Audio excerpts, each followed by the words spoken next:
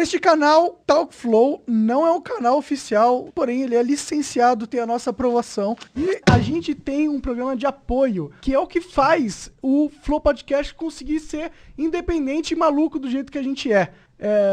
Põe a cena pra gente assistir, Jean. Cara, eu acho que uma das coisas que me afastou da igreja, porque eu ia bastante pra igreja com a minha mãe, até porque ela me fazia ir, tem a ver com o contrário, tá ligado? Os caras querendo que o humano fosse divino. Uhum. E aí torna uma experiência, além de maçante, punitiva. Tua visão é diferente disso, eu imagino. É bem diferente disso.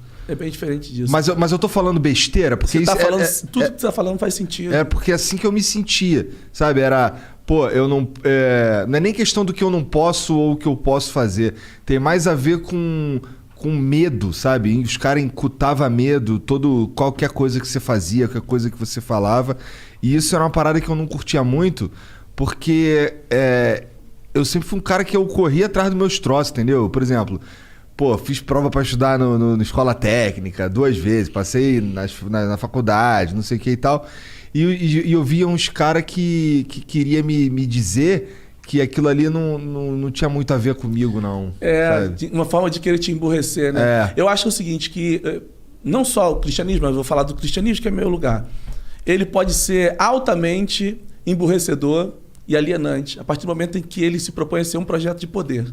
Seja esse poder político, um poder da mente, do controle da mente, do capital, do medo.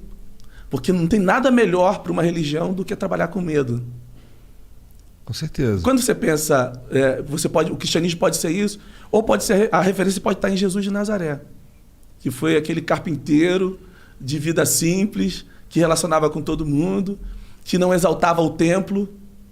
Ele fala, pode destruir que eu faço o templo em 3 dias. Ele não está falando do templo físico, ele está falando do templo da nossa vida, que nós somos o templo.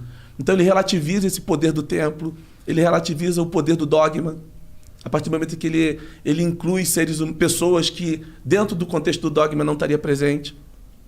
Ele acolhe publicanos, pessoas que tinham comportamentos do ponto de vista religioso reprovável, mas ele acolhe dando oportunidade de mudanças na caminhada.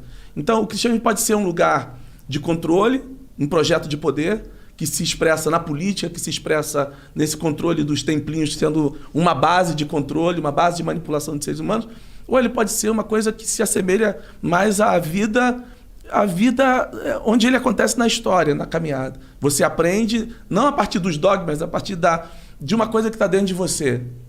Porque o cara não precisa ter religião nenhuma para ter um mínimo de senso de respeito. E, aliás, eu tenho alguns amigos que são ateus. E fazem parte da minha lista de 6 amigos, dos melhores amigos, 2 ou 3 são ateus. E são pessoas de um comportamento ilibado para mim. E eles não estão fazendo isso em nome de Deus, eles estão fazendo isso em nome da humanidade, em nome da consciência que eles têm do que devem ou não fazer. Então, eu concordo muito com você. Eu acho que eles se conectam justamente com o que você está falando, os ateus. Com a referência divina interna que todo mundo tem. Eles só não entendem que é divino. Eles não chamam isso de Deus. Eles não chamam isso Deus. Aliás, Deus não é o nome de Deus. Deus é um título, né? Qual é o nome de Deus? Então é uma pergunta interessante, né? Então, dentro do cristianismo, dentro das mais variadas expressões religiosas, Deus vai ter um nome. Mas, na verdade, Deus não é o nome de Deus. Deus é maior que o nome dele, né? É maior que o nome dele. Maior do que as religiões, maior do que o cristianismo, inclusive, que dentro do Ocidente é a maior religião. Então, assim, eu penso muito o sagrado a partir dessa expressão. E isso é libertador, isso é liberdade. Liberdade não é uma coisa que combina muito bem com uma religião que se propõe a ser controladora, né? Hegemônica. Sim. Então, ali eu sentia muita falta da liberdade, cara. A liberdade para você fazer perguntas, né? De você ler um texto e falar, cara, por que está dizendo aqui que se uma pessoa é chamada livre, continua livre? Se ela é chamada escrava, continua escravo. Não tem uma coisa que não funciona, que não está certo nessa expressão que está na Bíblia? Não, mas o controle vai dizer que não pode fazer pergunta, porque o livro é inerrante. Aí você corta a amizade, né? Você fala, cara, pô, mas eu não posso fazer pergunta, pô. Eu não posso fazer uma pergunta sobre o texto?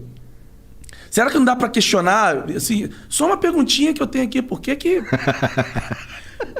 O texto é perfeito, mas eu aqui tô tentando entender. Pô, bicho, eu tô tentando...